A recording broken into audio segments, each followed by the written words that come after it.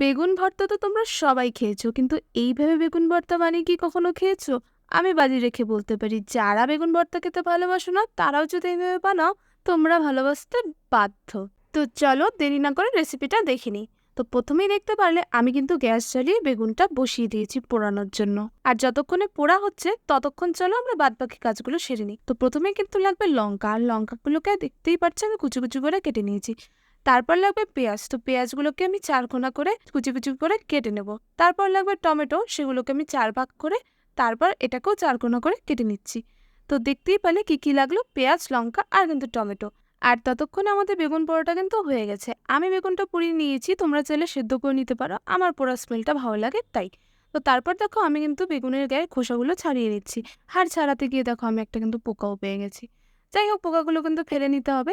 তারপর যেটা করতে হবে, তোমার সুন্দর হাত দিয়ে মাখিয়ে নিতে হবে। আর মাখানোর ব্যাপারটা কিন্তু ফেসবুকে সবসময় ট্রেন্ডে চলে।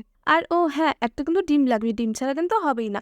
তারপর দেখো আমি কড়াইটা বসিয়ে দিয়েছি, আর গরম হওয়ার পর আমি আমার পরিমাণ মতো তেল দিয়ে নিয়েছি। তো আমি একটু কমই দিয়েছি, তোমরা যদি বেশি খাও তাহলে বেশি দেবে। তো তারপর দেখো এখানে পেঁয়াজ যে কেটে রেখেছি সেটা কিন্তু দিয়ে দিলাম। তবে যতক্ষণ না সেটা ভাজা ভাজা হচ্ছে, মানে এইরকম একটু ব্রাউন টাইপের হচ্ছে, ততক্ষণ কিন্তু ভাজতে হবে। তারপর কেটে রাখা যে টমেটোগুলো ছিল আর লঙ্কা কুচিগুলো ছিল সেগুলো দিয়ে দিয়েছি। তারপর সেটা যখন ভাজা ভাজা হয়ে যাবে তারপর কিন্তু পরিমাণ মতো লবণ দিতে হবে।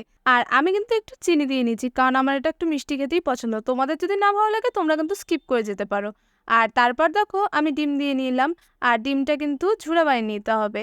তো ভালোভাবে নেড়েচেড়ে ঝুড়া বানিয়ে নেওয়ার পর আমি দেখি আমার একটু তেলটা কম পড়েছে, তাই আমি আবার সাদা তেল দিয়ে দিলাম। আর এই সময় কিন্তু সরষের তেল ব্যবহার করা যাবে না। তো তারপর দেখো আমি বেগুনটা ছেড়ে দিলাম, আর ছাড়ার পর একটু নাড়াচাড়া করে নিলাম। আর তারপর যেই ধনে পাতাটা ছিল সেটা কিন্তু দিয়ে নিলাম। আর তোমরা যদি দিতে না চাও তাহলে কিন্তু স্কিপ করে যেতে পারো। আর তোমরা কিন্তু বাড়িতে অবশ্যই ট্রাই করে দেখো। এইভাবে বেগুনটা বানিয়ে খেলে এটার স্বাদ কিন্তু আরো দ্বিগুণ হয়ে যায়। আর আমি কিন্তু এই আইটেমটার নাম কিছু রাখিনি, তোমরা কিন্তু আমাকে চাইলে বলতে পারো কি নাম রাখা যায়। আর তোমাদের ভিডিওটি কেমন লাগলো আমাকে কিন্তু অবশ্যই জানিও। দেখা হচ্ছে আবার নতুন কোনো ভিডিওতে। টাটা।